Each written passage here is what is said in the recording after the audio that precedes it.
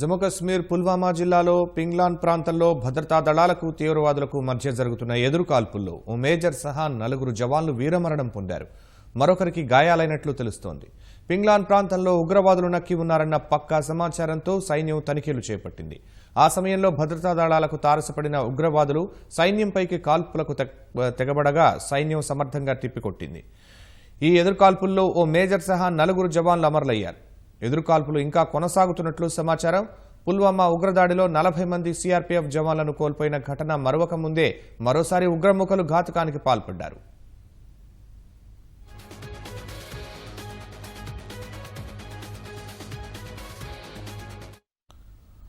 పుల్వామా జిల్లాలో పింగ్లాన్ ప్రాంతంలో ఎదురుకాల్పుల కలకలంపై మరింత సమాచారం మా ప్రతినిధి అరుణ్ అడిగి తెలుసుకున్న. అరుణ్, ఎదురుకాల్పులపై మీ దగ్గర ఉన్న సమాచారం ఏంటి?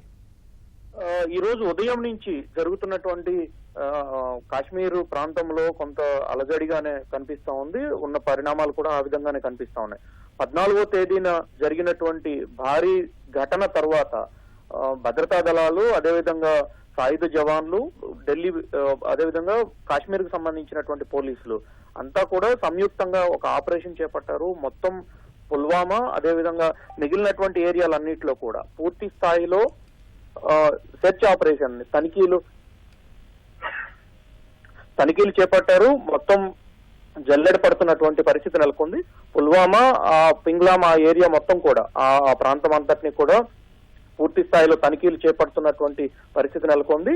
ఇప్పటికే సిఆర్పిఎఫ్ జవాన్లకు సంబంధించినటువంటి ఘటన మరొక ముందే మరికొంత ఇంటెలిజెన్స్ వర్గాల నుంచి వస్తున్నటువంటి సమాచారం ప్రకారం మరికొన్ని దాడులు జరగడానికి ఆస్కారం ఉన్నట్లుగా సమాచారం అందుతున్న నేపథ్యంలో అటువంటి పరిస్థితి నెలకొనకుండా ఉండాలి. కాబట్టి దానికి అనుగుణంగానే సాయుధ బలగాలు పూర్తి స్థాయిలో తమ ప్రాంతాలకు చేరుకోవాలి, గస్తీ కొనసాగించాలనేటువంటి పరిస్థితి నెలకొన్న నేపథ్యంలో ముందస్తు ఆపరేషన్స్, తనిఖీలు అన్ని ఒక రకంగా చెప్పాలంటే పూర్తి స్థాయిలో జల్లెడ పడుతున్నటువంటి పరిస్థితి నెలకొన్న నేపథ్యంలో ఈ ఘటన చోటు చేసుకుంది.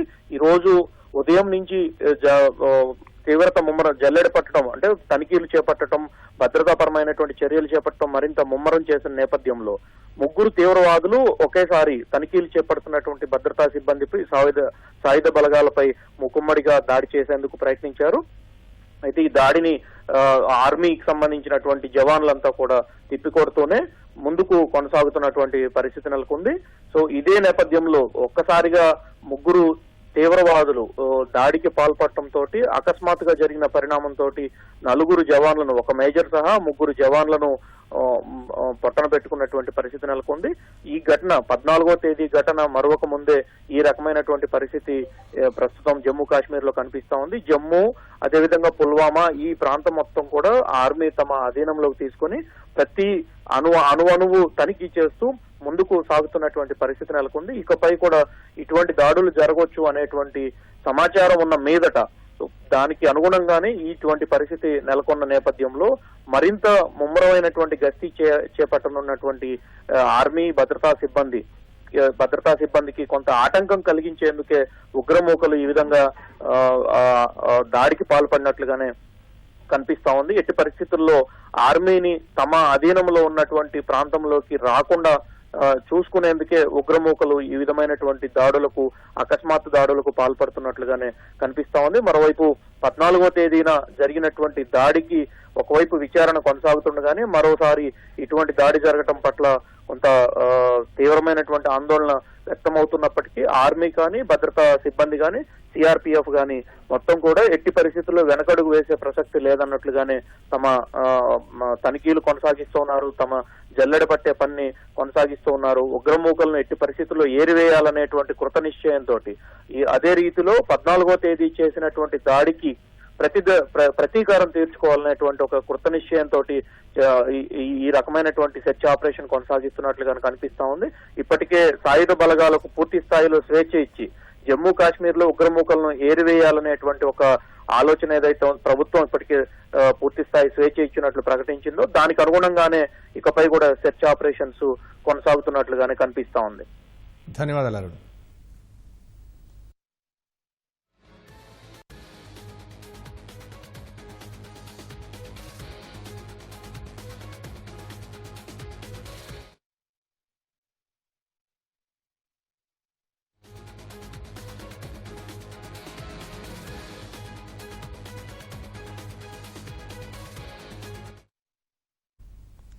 పుల్వామా ఉగ్రదాడి నేపథ్యంలో జమ్మూ కశ్మీర్ సెక్టార్లో ఇప్పటి నుంచి సీఆర్పీఎఫ్ బలగాల తరలింపు సమయంలో పాటించే ప్రామాణిక నిర్వహణను మరింత మెరుగుపరచనున్నారు. వాహన శ్రేణి వెళ్లే సమయంలో ట్రాఫిక్ నిలిపివేత, ప్రయాణ సమయాలు, నిలిచే ప్రదేశాల మార్పు తదితర విషయాలను సైన్యం, కశ్మీర్ పోలీసులతో సమన్వయం చేసుకోవాలని నిర్ణయం తీసుకున్నట్లు సీఆర్పీఎఫ్ డీజీ భట్నాగర్ తెలిపారు. పుల్వామా ఘటన తర్వాత ఈ కొత్త పద్ధతిలో 2 కాన్వాయ్లు వెళ్లినట్లు చెప్పారు. మరోవైపు ఉగ్రదాడి అనంతరం శాంతి భద్రతలను అదుపులో ఉంచేందుకు 2 రోజుల పాటు నిలిపివేసిన అంతర్జాల సేవలను పునరుద్ధరించారు. పుల్వామా ఉగ్రదాడిపై హర్షం వ్యక్తం చేస్తూ జైపూర్ నిమ్స్లో చదువుతున్న 4 విద్యార్థులు వేడుకలు చేసుకుంటున్న చిత్రాలు సామాజిక మాధ్యమాల్లో వైరల్ అయ్యాయి. కళాశాల యాజమాన్యం వారిని సస్పెండ్ చేయగా పోలీసులపై వారిపై రాజద్రోహం కింద కేసు నమోదు చేశారు.